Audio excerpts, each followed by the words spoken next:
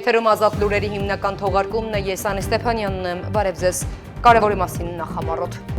Փոխվարչապետ Մհեր Գրիգորյանը ընդունել է Եվրասիական տնտեսական հանձնաժողովի տեխնիկական կանոնակարգման հարցերով նախարար Ալեքսանդր Սուբոտինին։ Հանդիպման ընթացքում քննարկվել են ԵԱՏՄ շրջանակներում տեխնիկական կանոնակարգման, ստանդարտացման և համապատասխանության գնահատման ոլորտներում գործակցությանն առնչվող հարցեր։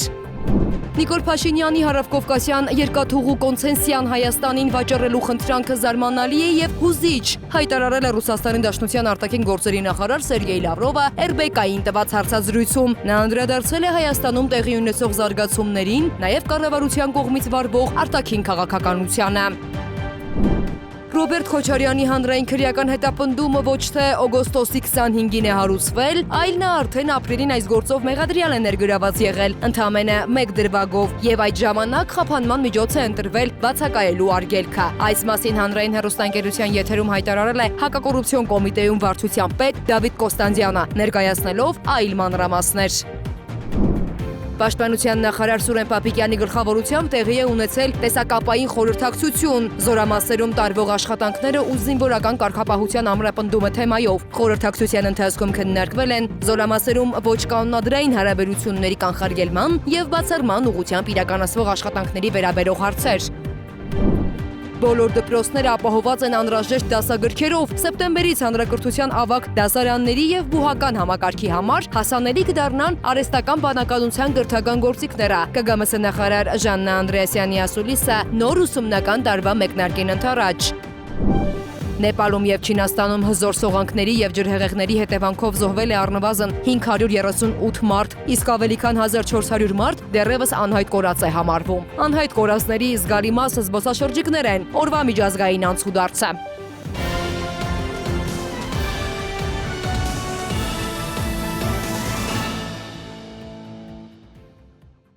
Տեխնիկական կանոնակարգման, ստանդարտացման և համապատասխանության գնահատման ոլորտներում գործակցությանը առնչվող հարցեր, նաև առկա տեխնիկական խոչընդոտների վերացման ուղղությամբ իրականացվող աշխատանքներ։ Հանդիպման ընթացքում մտքեր են փոխանակվել նաև ոլորտում առկա խնդիրների և դրանց լուծման հնարավորությունների վերաբերյալ, նաև նախանշվել են հետագա գործակցության ուղղությունները։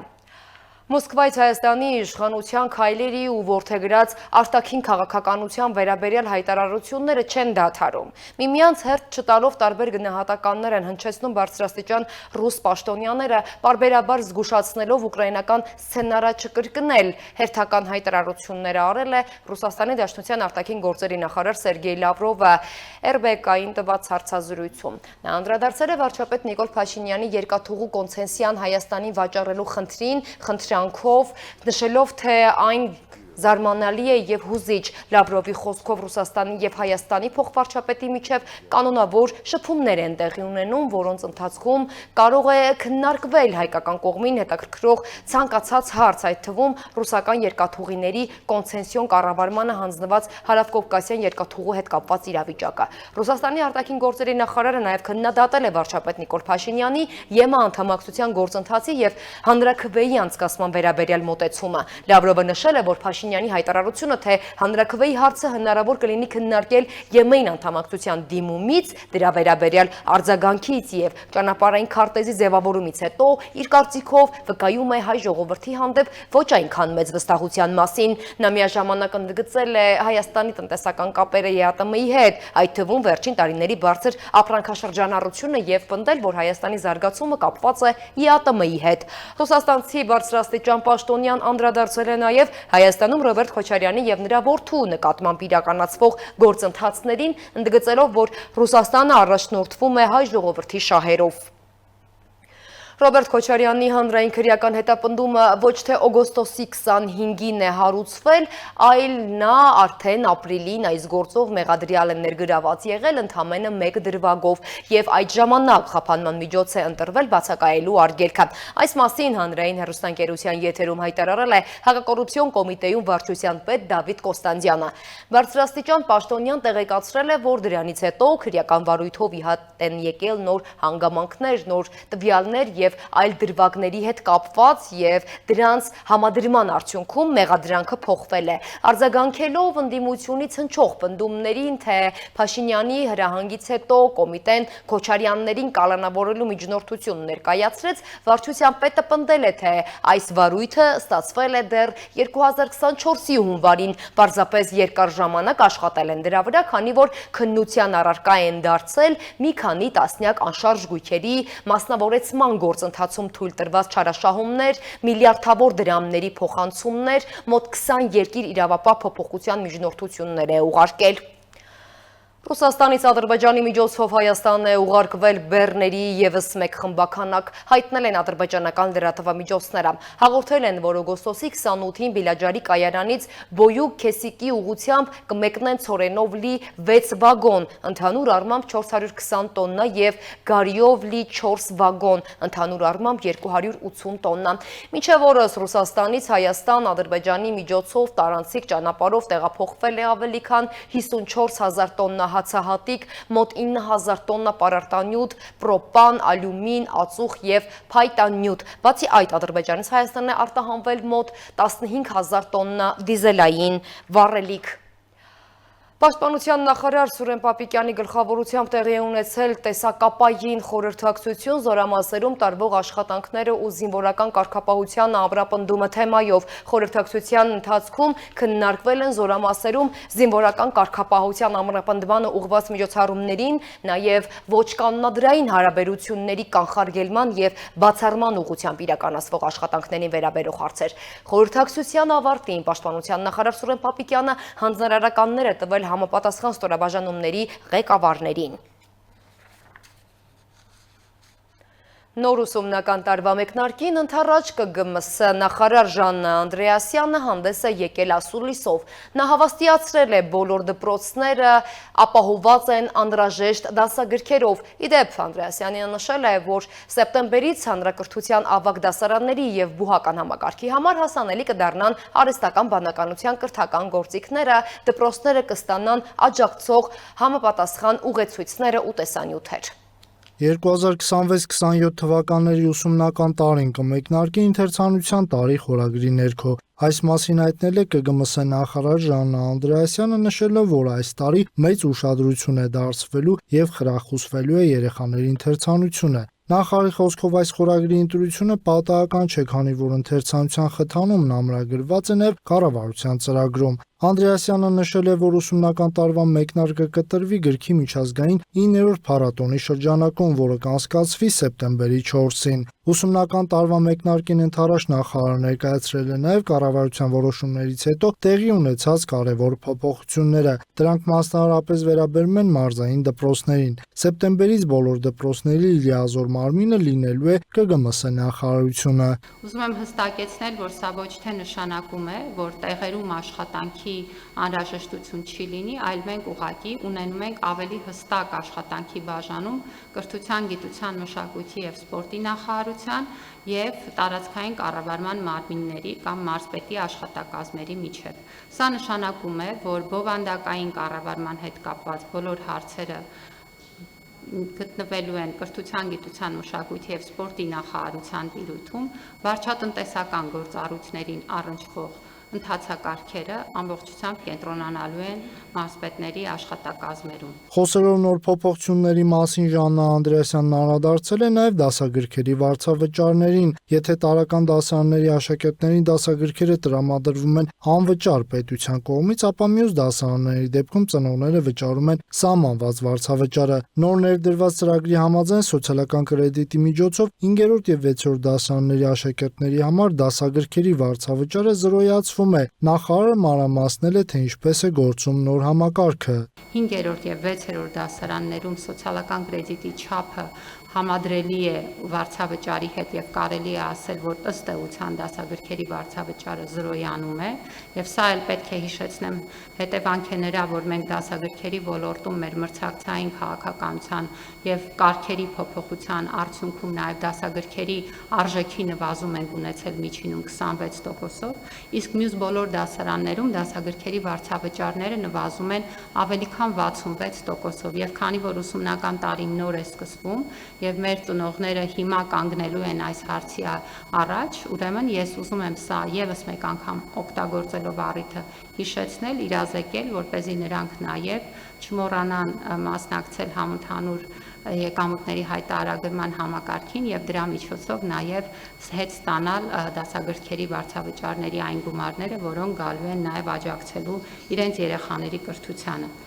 Նախորդ տարի Հայաստանի դպրոցներում գրանցվել է 424,939 սովորող, վերջին տարիներին սովորողների թվի դրական դինամիկա է արձանագրվում եւ այս տարի եւս ակնկալվում է աշակերտների թվի աճ, ընդգծել է նախարարը։ Անդրեասյանը նշել է, որ արտերկրից Հայաստան վերադարձող ընտանիքների եւ նրանց երեխաների կրթության ապահովումն իրականացվում է պատշաճ մակարդակով։ ԿԳՄՍ նախարարն անդրադարձել է նաեւ ուսուցիչների կամավոր ատեստավորմանը։ Նրա խոսքով այն ուսուցիչները, որոնք երկու անգամ չեն կարողանա հաղթահարել ատեստավորման սահմանված շեմը, կազատվեն աշխատանքից։ Ամեն տարի շուրջ 500 ուսուցիչ է մասնակցում ատեստավորմանը։ Նրանց հնարավորություն է տրվում ոչ միայն բարձրացնել աշխատավարձը, այլև զարգացնել մասնագիտական գիտելիքներն ու հմտությունները։ Նախարարի խոսքով այս տարի 80 ուսուցիչ չի կարողացել հաղթահարել ատեստավորման անցողիկ շեմը եւ դադարեցրել է աշխատանքը դպրոցում։ Նախարարը խոսել է նաեւ դպրոցներում թմրանյութերի տարածման դեմ պայքարի մասին։ Նրա խոսքով այս վտանգավոր երևույթը բացառելու նպատակով ԿԳՄՍ նախարարությունն ակտիվ գործակցում է իրավապահ մարմինների հետ։ Դա գաղտնիք չի, որ մենք ներքին գործերի նախարարության հետ տևական ժամանակի այդ ուղղությամբ աշխատում ենք եւ շատ ակտիվ փոխգործակցում ենք եւ մենք ամեն ինչ պիտի անենք մեր երեխաներին զերծ պահելու վնասակար սովորություններից։ Դա նաեւ առողջ ապրելակերպ դասընթացի մի մասն է, որը պարտադիր է դպրոցներում։ Եվ լրացուցիչ ստուգումները եւ ուշադրությունը դպրոցամերձ տարածքներում երբեք ավելորդ չի։ Նախարարը հավաստիացրել է նաեւ, որ բոլոր դպրոցներն ապահովված են անհրաժեշտ դասագրքերով եւ այս ուսումնական տարում դասագրքերի խնդիր չպետք է առաջանա։ Նեպալում եւ Չինաստանում հզոր սողանքների եւ ջրհեղեղների հետևանքով զոհվել է առնվազն 538 մարդ, իսկ ավելի քան 1400 մարդ դեռևս անհայտ կորած է համարվում։ Զոհերի մեծ մասը Նեպալում է, առնվազն 469 մարդ։ Երկրի ոստիկանությունը նաեւ հայտնել է, որ փրկել է 1545 մարդու, այդ թվում բազմաթիվ վիրավորների։ Չինաստանի ոստիկանությունը տեղեկացրել է Տիբեթում 3 զոհի մասին։ Անհայտ կորածների զգալի մասը մոտ 579 զբոսաշրջիկներ են, հիմնականում Հնդկաստանից։ Փրկարարական աշխատանքներին խոչընդոտում է ջրհեղեղների կրկնվելու վտանգը։ Իդեպ Միացյալ Նահանգների երկրաբանական ծառայությունը հայտնել է նաև 4.4, իսկ ավելի ուշ 5.2 մագնիտուդով ստորգետնյա ցնցման մասին։ Հետագա վերլուծությունները ցույց են տվել, որ ջրհեղեղը հավանաբար հետևանք է եղել սառցադաշտի փլուզման, որին հաջորդել է սառույցի և քարերի հոսքը։ Ուկրաինայի նախագահ Վոլոդիմիր Զելենսկին հայտարարել է, որ երկրի անվտանգության ծառայության ալֆա հատուկ նշանակության ստորաբաժանման անդամները Ռուսաստանի Դաշնության Սարատովի մարզի Էնգելս քաղաքում հրթիռակիր ռմբակոծիչ են ոչնչացրել։ Նա նաև նշել է, որ վերջին 24 ժամվա ընթացքում Ուկրաինայի զինված ուժերը հարվածել են Յարոսլավի նավթավերամշակման գործարանին, որը գտնվում է առաջնագծից 1000 կիլոմետր հեռավորության վրա։ Ուկրաինայի ռազմաօդային ուժերը հայտնել են, որ օգոստոսի 29-ի գիշերը Ռուսաստանը երկրի ուղղությամբ արձակել է 164 հարձակողական անօդաչու թռչող սարք։ Նախնական տվյալների համաձայն հոբ ուժերը խոցել կամ ճնշել են 137 ռուսական անօդաչու թռչող սարք։ Զապորոժիեի իշխանությունները տեղեկացրել են, որ ռուսական անօդաչու թռչող սարքը հարվածել է մարզի էպիկենտրոն շինարարական հիպերմարկետին, որի հետևանքով վիրավորվել է 4 մարդ։ Հարվածի տակ է հայտնվել Խորտիցա ալկոհոլային խմիչքների գործարանը, որը ոչնչացել է բռնկված հրդեհի հետևանքով։ Կիևի մոտ գտնվող գյուղում ռուսական զորքերը հարվածել են Նովապոշտա լոգիստիկ ընկերության պահեստին։ Իր հերթին Ռուսաստանի պաշտպանության նախարարությունը հայտնել է, որ հոբ ուժերը Ռուսաստանի 19 շրջաններում Ղրիմում եւ Սևծովի երկնքում ոչնչացրել են 512 ուկրաինական անօդաչու թռչող սարք։ Յարոսլավի մարզի նահանգապետը հայտնել է, որ մարզում անօդաչու թռչող սարքի հարձակման հետևանքով 1 մարդ զոհվել է եւս 27-ը վիրավորվել։ Միջազգային եւ տարածաշրջանային մյուս նորություններին տեսաշարով ծանոթացեք։ Իրանը չի ձգտում ռազմական հակամարտության սրասման, սակայն մտադիր է հասնել միջազգային իրավունքի համաձայն իր բոլոր օրինական իրավունքների լիակատար ճանաչմանը, հայտարարել է Իրանի նախագահ Մասուդ Փեզեշքյանը։ Իրանը չի ձգտում պատերազմի հակամարտության եւ ընդլայնման, պատերազմը պարտադրվել է Իրանի եւ դրա շարունակությունը վնասակար է երկրի, տարածաշրջանի եւ ամբողջ աշխարհի համար։ Նախագահի խոսքերն են մեջբերում ԻՌՆ-ն։ Պուտինը ՆԱՏՕ-ի տարածքի վրա հարձակվելու մտադրություն չունի, հայտարարել է ԱՄՆ նախագահ Դոնալդ Թրամփը։ Նա նշել է, որ ԿՀՎ տնօրենը ոչ մի ուղերձ չի փոխանցել վերջերս Մոսկվա կատարած այցի ժամանակ։ Նրա խոսքով Ջոն Ռադքլիֆն իր ռուս պաշտոնակցին տեսնում է կես տարին մեկ կամ տարին մեկ անգամ, եւ նրանք լավ հարաբերություններ ունեն։ Ընկերները պետք է ուսուսի տված կանգնեն, հայտարարել է Զելենսկին Մոլդովայի նախագահ Սանդուի հետ հանդիպման ժամանակ։ Այսօր Քիշնևում կարևոր հանդիպում ունեցա Մայա Սանդուի հետ։ Մենք աշխատում ենք անվտանգության, էներգետիկայի եւ ենթակառուցվածքների ոլորտում ավելի մեծ համատեղ հնարավորություններ ապահովելու ուղղությամբ։ Հատկապես կարևոր է հիմա միասին լինելը, գրել է Զելենսկին։ Սպիտակ տան մամուլի քարտուղար Քերոլայն Լևիթ հայտարարել է, որ այս պահին ԱՄՆ-ի եւ Իրանի միջեւ բանակցություններ չեն ընթանում։ Այս մասին նա հայտնել է Fox News-ին։ Այս պահին բանակցություններ չեն ընթանում եւ այսպես կշարունակվի, մինչեւ նախագահը չզգա, որ նրանք գուցե բովանդակային կերպով կնստեն բանակցությունների սեղանի շուրջ։ Մենք դա դեռ չենք տեսել, ասել է Լևիթը։ Մամուլի քարտուղարը նշել է, որ ԱՄՆ-ն կենտրոնացած է Իրանի վրա տնտեսական ճնշում գործադրելու վրա։ Նա հավելել է, որ նախագահը շարունակում է պահել գործողությունների բոլոր տարբերակները։ Իսպանիայում թանգարանից գողացել են բրոնզի դարի ամենանշանավոր գանձերից մեկը՝ Վիլենայի գանձը։ Գողերը Վիլենա քաղաքի հնագիտական թանգարան են ներխուժել վաղ առավոտյան եւ գանձի զգալի մասը հափշտակել ընդամենը 3-ից 4 րոպեում։ Գանձը բաղկացած է 59 հնագիտական առարկայից՝ ոսկուց, արծաթից, երկաթից եւ սաթից։ Դրանց ընդհանուր քաշը մոտ 10 կիլոգրամ է, իսկ ոսկյա իրերի թվում կան ապարանջաններ, թասեր եւ անոթներ։ Գանձը թվագրվում է մոտավորապես մեր թվարկությունից առաջ 2-րդ հազարամյակի վերջում եւ համարում է Եվրոպայի բրոնզի դարի ոսկյա գտածոների ամենակարևոր հավաքածուներից մեկը։ Իսպանիայի իրավապահները հետաքննում են գողությունը։ Ռուսաստանի Բելգորոդի մարզի Շեբեկինո քաղաքում ուկրաինական անօթաչու թռչող սարքի հարվածի հետևանքով 1 մարդ զոհվել եւս 4-ը վիրավորվել են, հայտնել է Բելգորոդի մարզի օպերատիվ շտաբը։ Զոհվածը շտապօգնության բուժակ է, երկրորդ բուժակն ու վարորդը բեկորային վիրավորումներ են ստացել գլխի, ուսի եւ ոտքերի հատվածներում։ Շտապօգնության մեքենայում գտնվող 2 պացիենտներից կինը ականջի բթակի բեկորային վնասվածք է ստացել, իսկ տղամարդը դեմքի եւ ձեռքի բեկորային վնասվածքներ։ Իսրայելի պաշտպանության բանակը մի շարք հարվածներ է հասցրել Լիբանանի հարավում Նաբաթիայի շրջանում գտնվող Հեզբոլլահի օբյեկտներին, հայտնել է Ցահալի մամուլի ծառայությունը։ Իսրայելցի զինվորականների տվյալներով հարվածները պատասխան են նախօրեն երեկոյան իսրայելցի զինծառայողների վրա Հեզբոլլահի անօթաչու թռչող սարքերի հարձակմանը։ Իսրայելի բանակից հայտարարել են, որ խոսված թիրախների թվում են եղել այն օբյեկտները, որոնք օգտագործվել են զենք պահելու համար, որը Հեզբոլլահը մտադիր էր կիրառել իսրայելցի զինվորականների եւ քաղաքացիական անձանց վրա հարձակվելու համար։ Այս ժամի համար նախատեսել էինք այսքանը, թողարկման ավարտին ծանոթացեք եղանակային կանխատեսումներին, ցտեսություն։